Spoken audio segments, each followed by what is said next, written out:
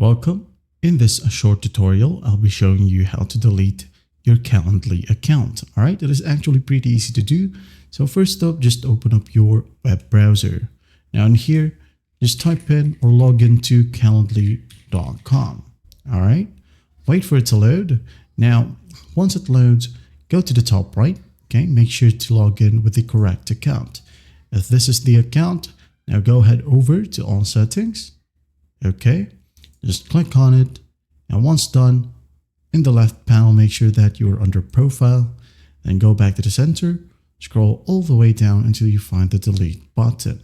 Okay, just click on it and it will need you to enter a verification code that was sent to your email or the email that is tied to this Calendly account.